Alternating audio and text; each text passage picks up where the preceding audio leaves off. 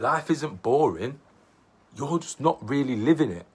There's so many periods in my life where I look back and I genuinely believed that the world had just become grey and boring and everything was wrong. And I don't mean that metaphorically. I mean I'd wake up every morning already exhausted, drive the same roads, having the same conversations, chasing the same things, and then crawl back into my bed at night wondering why life felt so flat. And I kept telling myself that when I made more money, got into better shape, fixed my problems or reached the next goal, that everything would suddenly come alive again. I thought the world had just lost its colour, but it hadn't. I'd just lost my ability to see the colour and all the amazing things in the world. And the strange thing is when you're living like that, you don't even realise how much you've stopped paying attention. You stop noticing the sunrise and the sunsets because you're already checking your emails. You stop appreciating your body because you're too busy criticising it and feeling fat. You stop seeing opportunities because your mind's become so obsessed with looking for everything that's missing instead of everything that's possible. You become so focused on surviving the week that you forget you're actually living your life while it's happening. So if you've ever driven somewhere and realised you can't even remember the journey because your mind was somewhere else the entire time, then you know exactly what I'm talking about. If you've ever sat on holiday thinking about work or sat at work thinking about your holiday, then you've experienced what so many people can never admit. You weren't present in either place. You were there physically, but mentally, you were somewhere else. Constantly postponing the moment that you promised yourself you'd finally feel happy again. And I know that feeling because I've spent years living it. When I was battling addiction, I thought the drugs were the problem. When I got clean, I thought more money was the problem. When I started making progress, I thought success would finally solve everything. Every time I removed one excuse, my mind simply reinvented another because I hadn't realised that the real prison wasn't my circumstances. It was the way that I was choosing to see them. So that's why I talk about gratitude so much. Not because it's some fluffy, happy exercise where you get to force yourself to smile even when life's hard. It's because gratitude completely changed the lens through which I experienced my own life. It taught me that two people can stand in exactly the same position, looking exactly the same world, and no one sees the limitations. One sees limitations while the other sees possibility. One sees problems, the other sees potential. One spends their life waiting for happiness to arrive and the other starts creating it with the life that they already have. So think about how incredible it is that you're alive at this exact moment in history. You can learn almost anything from the phone in your hand. You can start a business from your bedroom. You can rebuild your body, your confidence, your future.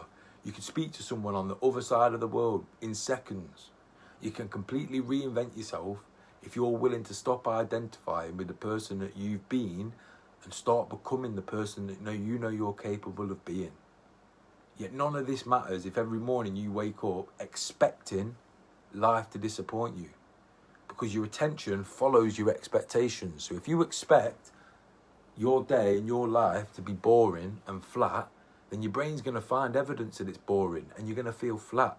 If you expect people to let you down, you'll notice every disappointment and ignore every act of kindness.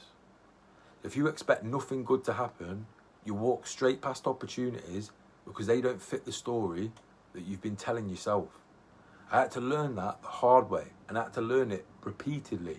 I had to stop waiting for life to become exciting and start becoming the man who noticed how extraordinary the normal, ordinary, everyday life is. Think about that. Because now I wake up excited, not because every day is easy, but because every day feels like another opportunity to build something meaningful. I get to train, I get to coach, I get to create, I get to make money, I get to have conversations that genuinely might change someone's life, eat amazing food. Years ago, I'd have called those things ordinary, but today I call them a privilege. And that's the difference. Nothing magical happened, no Hollywood blockbuster breakthrough moment. I just changed. So if you're watching this and you feel like you've been existing rather than living, if your weeks seem to blur into one another and you've quietly accepted that this is just what adulthood feels like, this is just life, then I want you to challenge that belief, because I don't think you're broken. I know you've spent too long chasing the next thing, so long that you've forgotten how to experience the things that are already in front of you. Life is still electric. Life is still magical and beautiful. Life is still full of possibilities that you can't even imagine yet. but you'll never see them if you're constantly looking down instead of looking around. So here's what I'd love for you to do. For the next 7 days, deliberately look for reasons to be grateful. Not because it will magically solve every problem in your life, but because it will start to train your mind to begin to notice possibilities and blessings instead of constant problems. Pay attention to the conversations that you have that make you smile. And if you're not having any, make an effort to have some conversations that make you smile. With people who care about you. With that body that still carries you through every challenge, through the opportunities you've been overlooking because they've become so familiar that you've stopped appreciating them or taking advantage of them. Because I promise you this, the world hasn't become darker, you've just forgotten how bright and enjoyable and vibrant that it can be. And if something I've said today has resonated with you, if deep down you know you're capable of more, doing more, being more, having more, but you've been feeling stuck, disconnected, or like you're simply just going through the motions, then don't leave this video thinking that was interesting, only to carry on living the exact same way tomorrow. So comment the word breakthrough or click the links in the description and we'll book your breakthrough call, and we can have an honest conversation about where you are, what's been holding you back, and what building a life that you're genuinely excited to wake up to could look like for you.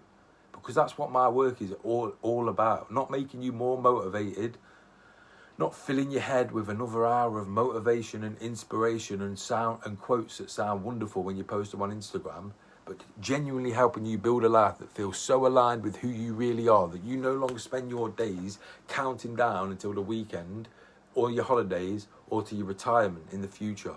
And if this video gave you even one different perspective, I'd appreciate it if you subscribed and share it with someone who really needs to hear it, or even just leave a comment telling me the one thing that you're genuinely grateful for today. Because you'd be amazed at how one honest answer can completely change the direction of somebody else's day.